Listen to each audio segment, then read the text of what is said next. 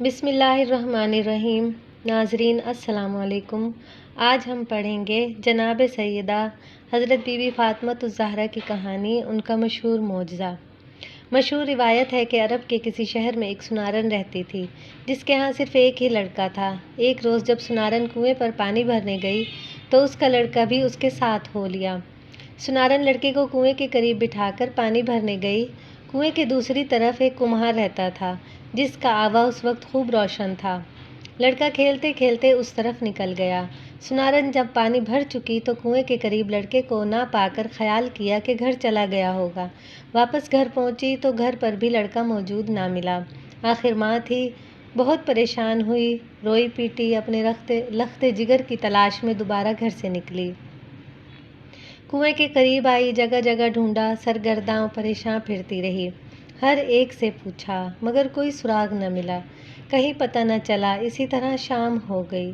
یکایک شور ہوا کہ سنارن کا لڑکا کمہار کے آوے میں گر کر جل گیا ہے۔ یہ سن کر اسے انتہائی صدمہ ہوا۔ وہ اس قدر روئی کہ غش آ گیا۔ عالم غشی میں کیا دیکھتی ہے کہ ایک معجزہ نقاب پوش تشریف لائی ہیں اور فرماتی ہیں کہ غم نہ کھا، تیرا لڑکا بہت جلد تجھ سے آ ملے گا۔ تو نیت کر لے، اگر میرا لڑکا صحیح سالم آ جائے، زندہ کھیلتا کودتا نکل آئے تو میں جناب سیدہ علیہ السلام کا معجزہ سنوں گی۔ سنارن نے فوراً عالم غشی میں ہی نیت کر کے منت مان لی۔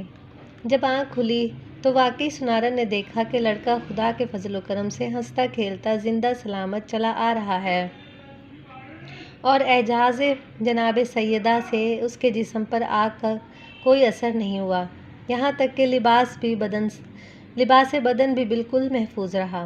اللہم صلی علی محمد و آل محمد۔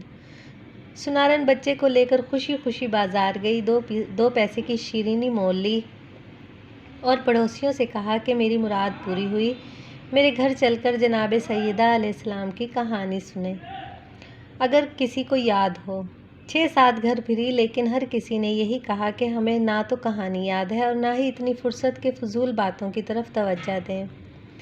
سنارن سب سے مایوس ہو کر جنگل کی طرف چل دی۔ کچھ دور چل کر وہی نقاب پوش معجزہ نظر آئیں اور فرمایا، اے خاتون مت رو، چادر بچھا کر بیٹھ جا، میں کہانی کہتی ہوں، تو سن۔ پھر آپ نے فرمایا کہ شہر مدینہ میں ایک یہودی رہتا تھا، اس کی لڑکی کی شادی تھی۔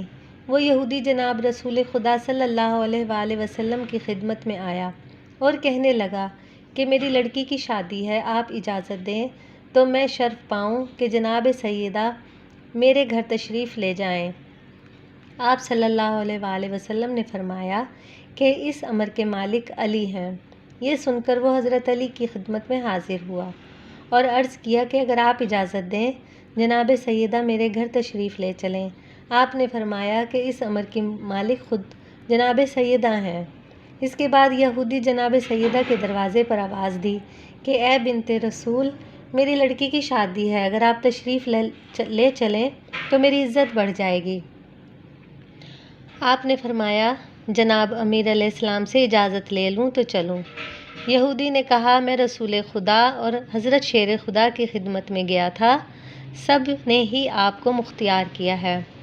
جناب سیدہ یہ سن کر متفکر ہوئیں۔ اتنے میں جناب رسول خدا خود تشریف لے آئے۔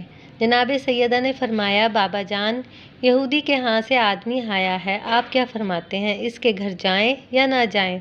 آپ صلی اللہ علیہ وآلہ وسلم نے فرمایا اے بیٹی، تم کو اختیار ہے۔ جناب سیدہ نے عرض کیا بابا جان، آپ کی سخت توہین ہوگی کیونکہ ان کی عورتیں عمدہ اور نفیس لباس و زیورات میں مزین ہوں گی اور میرے پاس وہی پھٹے پرانے کپڑے ہیں جس میں جا بجا خرمے کے پیوند ہیں۔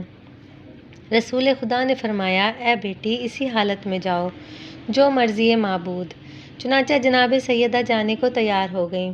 اپنی ڈیوڑی تک بھی نہ پہنچی تھیں کہ حوران جنت آسمان سے نازل ہوئیں اور جناب سیدہ کو زیورات اور خلت سے آراستہ کیا اور اپنا جلوس لے کر جناب سیدہ کو روانہ کیا۔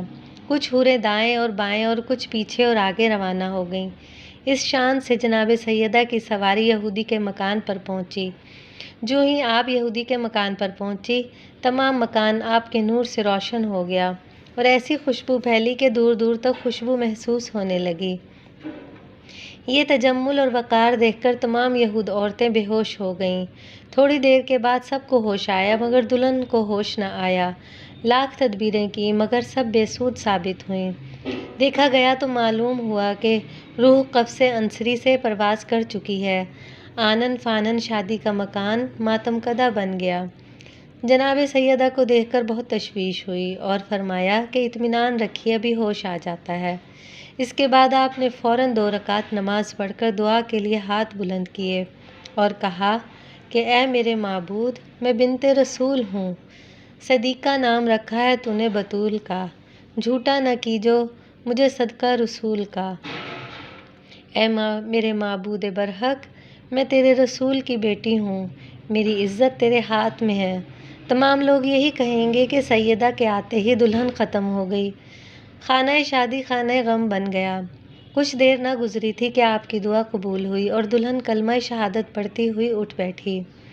اللہم صلی علی محمد و آل محمد کہنے لگی، میں شہادت دیتی ہوں کہ خدا وحدہ لا شریک ہے، حضرت محمد مصطفیٰ رسول برحق ہیں، آپ ان کی دختر ہیں، آپ مجھ کو مذہب اسلام کی تعلیم فرمائیں۔ اور اسی طرح صدقہ دل سے وہ عورت مسلمان ہو گئی۔ جناب فاطمۃ الزہرا کا یہ اعزاز دیکھ کر 5 یہودی مرد و عورتیں مسلمان ہو گئے اور آپ کو سب نے نہایت عزت و حرمت کے ساتھ رخصت کیا۔ ایک عورت آپ کی کنیزی میں دے دی۔ آپ اپنے دولت خانہ پر واپس تشریف لے آئیں۔ تمام ماجرا جناب رسول خدا سے بیان کیا۔ رسالت مآب صلی اللہ علیہ وآلہ وسلم نے بھی خدا کا شکر ادا کیا۔ اللہم صلی علی محمد و آل محمد۔ سنارن نہایت دلچسپی اور اعتقاد سے یہ سنتی رہی۔